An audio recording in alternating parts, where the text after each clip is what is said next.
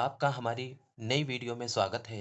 आज हम कक्षा 6 अभ्यास 2B को सॉल्व करके दिखाएँगे। इससे पहले की सारी अभ्यासें हमने हल करके अपने यूट्यूब चैनल MTUP वाला में डाल दिया है। आप लोग वहाँ जाके देख सकते हैं। अगर आज की वीडियो आप लोगों को अच्छी लगे तो हमारे चैनल को सब्सक्राइब करें और लाइक करें। चलिए आज हम अभ्यास 2B को सॉल्व करेंगे। इसका पहला क्वेश्चन है संख्या रेखा पर अंकित योग तथ्यों को लिखिए। देखिए इस टाइप के जब कभी सवाल दिए हों तो कैसे लगाएँगे? तो देखिए ये पहले क्वेश्चन का फर्स्ट पार्ट है।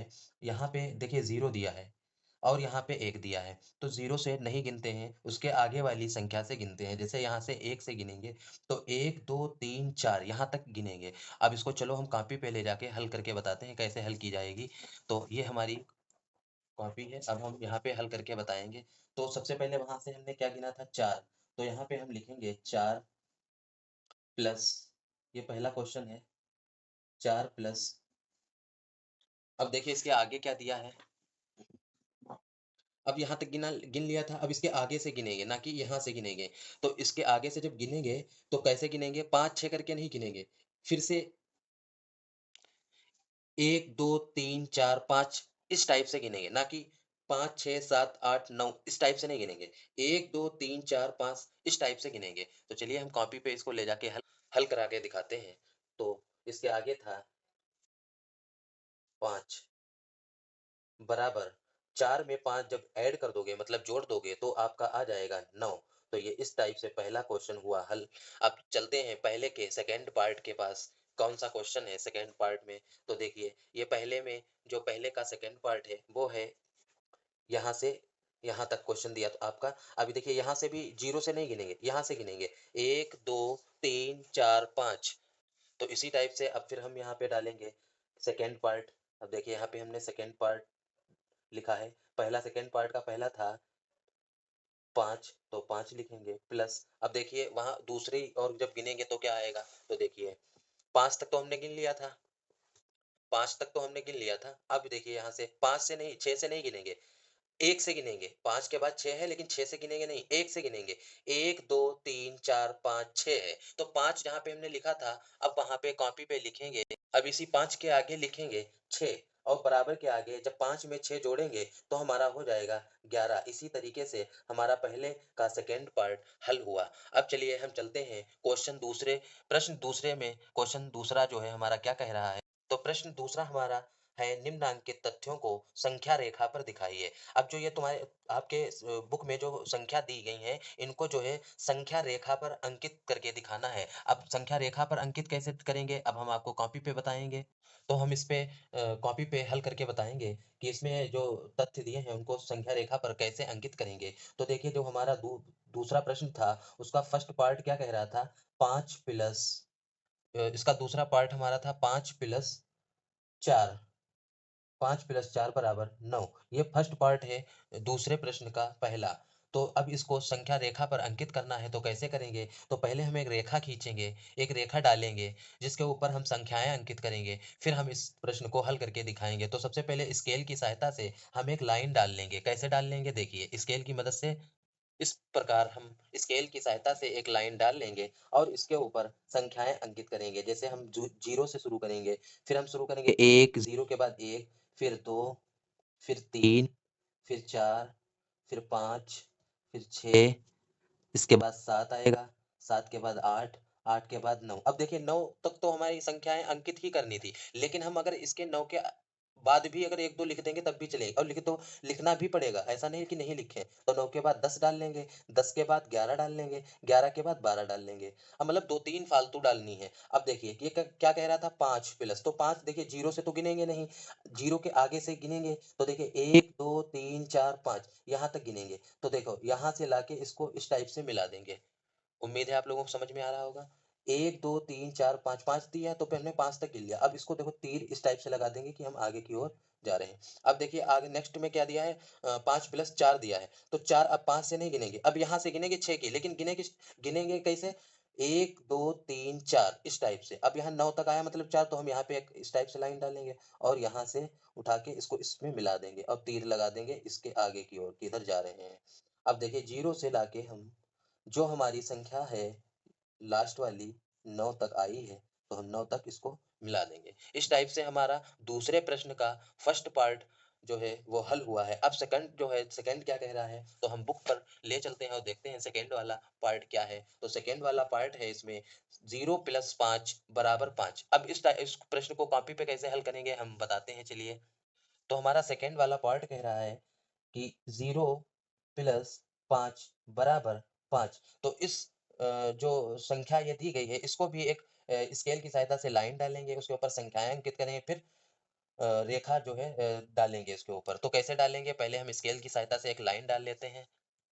अब स्केल की सहायता से हमने लाइन एक डाल ली है। अब इसके ऊपर हम संख्याएँ अंकित कर देंगे, तो 0 से शुरू होती है, जानते होंगे आप लोग। फिर इसके बाद 1, फिर 2, फिर हम डालेंगे 3, इसके बाद 4 आएगा, अब 5, इसके बाद 5। अब देखिए 5 तक तो हमारा दिया ही था, लेकिन हम आगे भी 2-3 बढ़ा देंगे, 6, 7, 8 तक हमने बढ़ा दिया, मतलब 2-3 फालतू रखेंगे। अब कह रहा है 0, तो 0 तो है ही हमारा, तो 0 से ही शुरू करेंगे यहाँ से, लेकिन यहाँ इस टाइप से डालें। अब आगे से गिनेंगे, 1, 2, 3, 4, 5 तक आया, तो हमने 5 तक लाइन ऐसे यहाँ से मिला दिया इसको, इस टाइप से। अब यहाँ तीर लगा देंगे, इधर जो जा रहे हैं, और 0 से उठा के जहाँ तक आया, अब वहाँ मिला देंगे। 0 से आया, यहाँ तक हमने मिला दिया, तीर लगा दिया। इस टाइप से हमारा सेकंड पार्ट जो है हल हुआ, और इसी टाइप से हम इसका दूसरे क्वेश्चन का थर्ड पार्ट भी हल करेंगे। थर्ड में क्या कह रहा है देखिए, 2 + 3 + 4 = 9। मतलब इसको जो है संख्या रेखा पर अंकित करना है और दिखाना है। कैसे? चलिए हम कॉपी पे इसको दिखाते हैं। ये देखिए दूसरे का ही लास्ट वाला पार्ट है। लास्ट वाला पार्ट दूसरे का क्या था, 2 + 3 + 4 = 9। अब देखिए इसको संख्या रेखा पर अंकित करना है, तो सबसे पहले हम स्केल की सहायता से एक लाइन ड्रा करेंगे, जैसे पहले हम करते थे। तो हम लाइन ड्रा कर लें सबसे पहले। तो हमने स्केल की सहायता से हमने लाइन ड्रा कर ली, तो फिर अब इसके ऊपर संख्याएँ अंकित कर देंगे। तो 0 से शुरू करते हैं, जानते होंगे आप लोग। उसके बाद 1, फिर 2, फिर 3, फिर 4, फिर 5, इसके बाद 6, 7, 8, 9। 9 तक तो दी थी, लेकिन हम 1-2 और बढ़ा लेते हैं। 9 के बाद 10, 10 के बाद 11, 11 के बाद 12। अब हम इसके ऊपर देखिए क्या करते हैं, सबसे पहले कह रहा 2, तो देखिए यहाँ से शुरू करेंगे, 1, 2 गिनेंगे, यहाँ से 0 से नहीं गिनी जाती है, उसके आगे से गिनी जाती है। तो 1, 2, 2 तक हमने गिना गिना और उसके ऊपर डाल दी लाइन। अब इसके आगे क्या कह रहा है, 3, तो अब 3 यहाँ से नहीं गिनेंगे, यहाँ से गिनेंगे, 1, 2, 3 यहाँ तक आया, तो अब यहाँ से और यहाँ से इसको मिला देंगे और तीर लगा देंगे। इसके बाद क्या कह रहा है, 4 कह रहा है। नेक्स्ट क्या कह रहा है, 4, तो 4 यहाँ से नहीं, यहाँ से गिनेंगे, और गिनेंगे 1, 2, 3 से, मतलब 6 से नहीं गिनेंगे, 1, 2, 3 करके गिनेंगे। तो 1, 2, 3, 4, 4 कह ही रहा है, तो हमने 4 तक गिन लिया और लाइन डाल दी इसके ऊपर और तीर लगा दिया कि इधर जा रहे हैं हम। तो इस तरीके से हल करेंगे। उसके बाद क्या करेंगे, जो है यहाँ से एक लाइन डाल देंगे जहां तक जाएगी, 9 तक आई। इस तरीके से हमारा सेकंड का थर्ड पार्ट समाप्त हुआ। अब चलते हैं हम थर्ड वाले क्वेश्चन पे, मतलब क्वेश्चन 3 पे चलते हैं। और क्वेश्चन 3 क्या कह रहा है हमारा, देखिए, निम्नांकित कथनों में रिक्त स्थान की पूर्ति कीजिए। तो निम्नांकित कथनों में रिक्त स्थानों की पूर्ति करना है। तो देखिए इसमें 345 + 789 बराबर, ये फिर खाना छोड़ा गया है, इसी को कहते हैं रिक्त स्थान, प्लस 345। सबसे पहले इसमें एक छोटी सी बात देख लीजिए, 345 + 789 बराबर है उसके आगे, मतलब ये एक पक्ष, ये दूसरा पक्ष, मतलब दो पक्ष दिए हैं। पहला पक्ष ये हो गया बराबर के इस साइड वाला, और दूसरा पक्ष बराबर के उस साइड वाला। अब देखिए 345 बराबर के इधर है, 345 बराबर के उधर है, 789 बराबर के इधर है, 789 बराबर के उधर नहीं है। इसका मतलब इस खाने में जो रिक्त स्थान खाली किया मतलब छोड़ा गया है, इसमें 789 भरा जाएगा। सेकंड पार्ट क्या है हमारा? 2889 प्लस 0 बराबर, और रिक्त स्थान छोड़ दिया गया। तो देखिए, जब कभी किसी संख्या में 0 ऐड किया जाता है, 0 जोड़ा जाता है, तो वह संख्या पे कोई भी प्रभाव नहीं डालता है। जो संख्या पहले से होती है, वही संख्या रहती है। इसका मतलब इस खाली रिक्त स्थान में 2889 ही रहेगा। सेकंड हमारा क्वेश्चन क्या कह रहा है? देखिए, सॉरी, लास्ट वाला, 234 प्लस 456 प्लस 789 बराबर, फिर खाना छोड़ा गया प्लस 456 प्लस 789। जैसे हमने पहले इसमें क्वेश्चन बताया था फर्स्ट में कि दो इसमें पक्ष दिए हैं कि इधर वाला पक्ष, एक बराबर के उस साइड वाला पक्ष। सेम इसी में भी है, एक बराबर के इधर पक्ष दिया है, एक बराबर के उधर पक्ष दिया है। अब देखिए, बराबर के इधर पक्ष में क्या क्या है?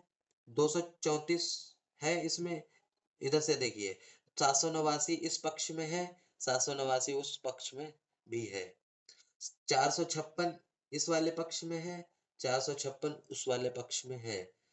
अब 234 इस वाले पक्ष में है, लेकिन 234 बराबर के उधर वाले पक्ष में नहीं है। इसका मतलब इस खाली छोड़े गए रिक्त स्थान में 234 भरा जाएगा। आप लोग भर लीजिए, इसमें 789 भरा जाएगा, इसमें यही रहेगा, और इसमें 234 भरा जाएगा। उम्मीद है आप लोगों को समझ में आ रहा होगा। नेक्स्ट क्वेश्चन हमारा प्रश्न नंबर 5 चौथा क्या कह रहा है? पूर्ण संख्याओं के लिए, जो हमारी पूर्ण संख्या होती हैं, उनके लिए घटाने की संक्रिया क्रय विनिमय नहीं है। अब देखिए, क्रय विनिमय नहीं है, 3 विभिन्न युग्म लेकर इनकी जांच कीजिए। अब देखिए, क्रय विनिमय होता क्या है? हम कॉपी पे ले जाके इसको आप लोगों को डीपली समझाएंगे। तो चलते हैं कॉपी की ओर। अब देखिए, चौथा प्रश्न है, उसमें पूछा है क्रय विनिमय।